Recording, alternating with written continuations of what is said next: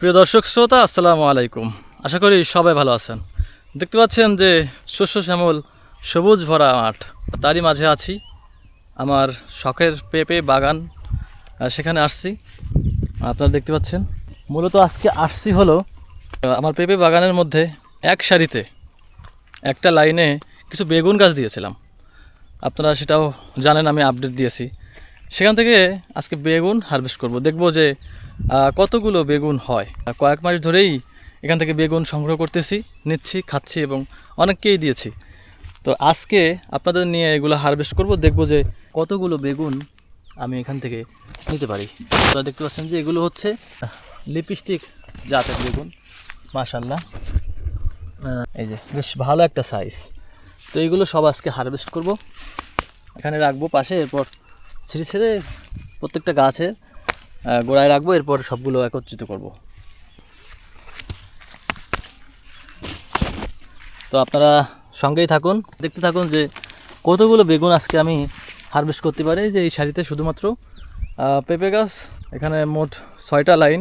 এবং পেঁপে আপনাদের দেখাই যে মোটামুটি ভালো একটা সাইজ। আমি 3-4 দিন আগেই প্রথম হারভেস্ট করেছি, আপনারা দেখেছেন ইতিমধ্যেই। যে আবারও 1 সপ্তাহ পরে হারভেস্ট করা উপযোগী হয়ে যাবে অনেকগুলোই। এখানে ভালো একটা সাইজ এই যে আসতেছে, এই দেখতে পাচ্ছেন যে বেশ বড় একটা সাইজ হয়েছে। তো বেগুন হারভেস্ট করা শুরু করি ওই কোণা থেকে। আপনারা দেখতে পাচ্ছেন যে আমার ছোটো ভাই, তাকে সাথে নিয়ে আসছি। টান দিলেই ছিঁড়ে যাবে, ও ও প্রথম আসছে নতুন, এবং ধরে এবং দিক টান দিলেই ছিঁড়ে যাবে, ঠিক আছে।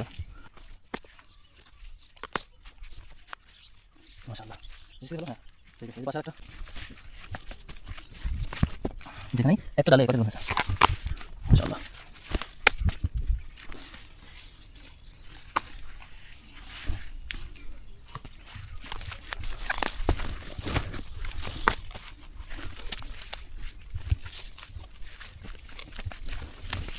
এটা মানে সবথেকে বড় বিগ সাইজ।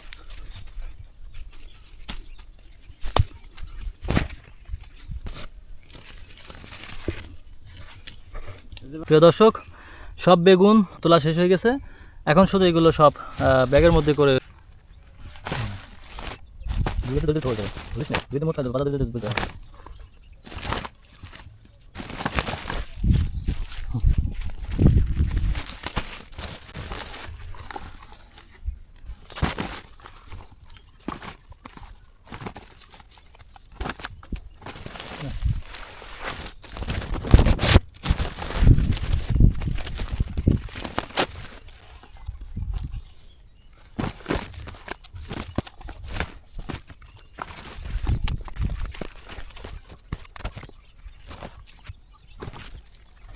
তো দর্শক দেখতে পাচ্ছেন যে অনেকগুলো বেগুন, মানে এখানে 15 কেজিরও বেশি হবে, 15 থেকে 20 কেজি বেগুনের যে বস্তা। তো এগুলোই হারভেস্ট করতে করতে একদম ঘেমে গেছি, কষ্ট হয়ে গিয়েছে। এখানে মাত্র আমি খাওয়ার জন্য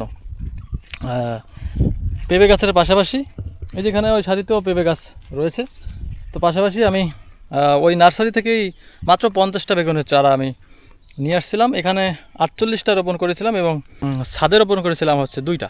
তো সেই 48টা বেগুন গাছ থেকে 2-1টা বেগুন গাছ মারা গেছে, এবং বাকি যে গাছগুলো সেগুলোতেই অসংখ্য পরিমাণের ফলন হয়েছে। যে কেবলই হারভেস্ট করলাম এবং এখনও অসংখ্য যে রয়েছে। অলরেডি বেগুন গাছগুলো 3 মাসেরও বেশি, 4 মাস হয়ে গিয়েছে যে ওরা আমাদের মানে দিতেই আছে। আল্লাহর কি রহমত, এই যে এখনও পর্যন্ত ফলন অসংখ্য রয়েছে। যে ফুল আবার আসতেছে, এই যে ফুল আসতেছে, ফুল থেকে এই যে ফলে পরিণত হচ্ছে। সবাই দোয়া করবেন, ভালো থাকবেন। এ পর্যন্ত, ওকে, বাই বাই, আসসালামু আলাইকুম।